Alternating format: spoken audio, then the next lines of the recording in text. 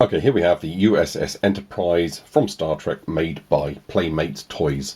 It's quite a large model, so I'm going to quickly give the dimensions and bring a tape measure into shot. So you've got a 37 centimeters in length, which is 14.5 inches. You've got across the dish itself, you've got about 18 centimeters, which is 7 inches across. And height, well, because the stands are very clever height, you can have it from a horizontal position or angled, doing a dive, taking up, etc. But broadly speaking, you can't get less than 21 centimeters in height, which is about 8.25 inches.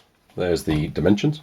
Okay, so I'm going to quickly remove it from the stand and quickly highlight the fact that you've got a really quite nice simple ball joint that connects under the Enterprise on the main body hull, secondary hull as it's also known, and that allows you to, as I say, have it at all kinds of rather neat, quite cool angles, and it does literally just perch quite securely at the angle you place it. So it's as easy as I've just made it look. So I'm going to lift it off again and position it again, so it's doing quite a steep dive. I'm going to do a really quite steep climb at an angle, so that nacelle there is almost touching the ground.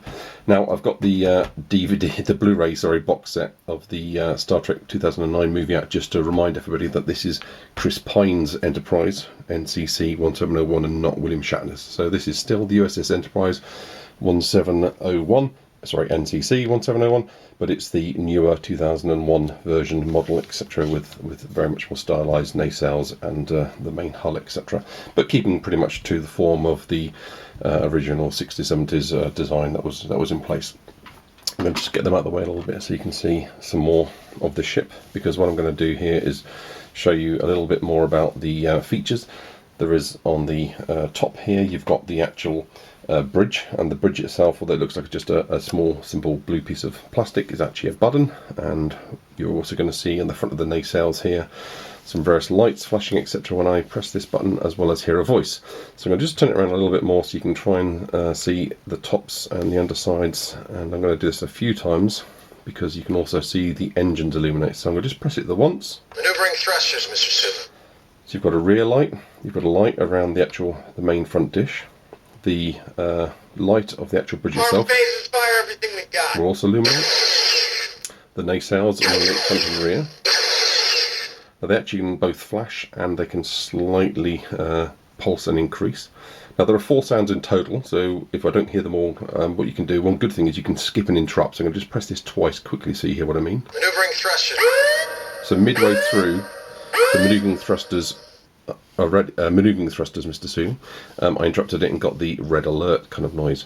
So I'm going to do this again from the rear, because some of them illuminate the main hull, main dish rear engines. Captain, engineering reports ready for launch. So what you saw there was the rear nacelle blue light illuminate in a kind of gradual manner. It also illuminates underneath here, as well as the rear and the front. You then also saw the red light of the actual saucer dish section illuminate the main hull, illuminate, as well as as these engines also kicked in. These don't always light; they do on the red alert. Maneuvering thrusters, Mr. Sulu. And as you can see there, just the medium thrusters manoeuvred, and the red light didn't come on. Captain, arm phases, fire everything we got. Okay, and I skip there deliberately to the red alert. Everything lights up and flashes. I'm now going to show you the same from underneath. So I'm going to try and get a good angle. In fact, this might be easier if I actually take it off and hold this. It's because what you also get here is the front of the nacelles, as well as the dish and the underbelly of the dish, the main saucer section itself. Captain, engineering reports ready for launch. Okay. You can also see the speaker. So it's a mono speaker. You can hear quite clearly the noises, etc. A little bit grainy and gritty on some of the speech, and possibly the bit rate could be a little bit higher. Maneuvering thrusters, Mr. Sulu. But you can hear that's Chris Pine, etc. Arm phases, fire everything we got. So as you can see, there's illumination going on up the back here as well, on the underside of the nacelle. When you get the Captain, engines, engineering reports ready for launch. so these illuminate brighter and brighter along the length of the entire ship. So there's some quite nice paintwork on here. It's very simple, but it's a good true colour. You've got some transfers and paint directly onto the model. So you've got some subtle ones here as well on the sides that look quite neat, quite snazzy, and it's got all the styling. So it's a very good replica of the new Enterprise, including these rather flanged ends to the nacelles, which do look quite sexy. Underneath, it's not quite so pretty because you've got the visible screws that hold both the unit together, as well as the battery compartments. And yes, there are two compartments.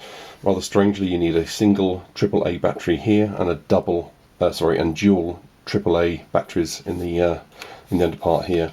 There is an on-off switch just to save your battery, but to be honest, leaving it just on is not an issue. It just means that when it is off, you obviously can't press the button and get any response, but leaving it on doesn't seem to flatten or drain into the batteries. So we just leave this unit on, and if anybody does press Engineering reports ready for launch. the bridge section, then various things illuminate, and the sounds, of course, are rather random, but do emit. So the base is quite nice. It's obviously in a Federation Delta sign, as you'd expect. It's quite very in keeping, and as I say, the ball joint works really well. You really can just position this, so I've got it literally face on now.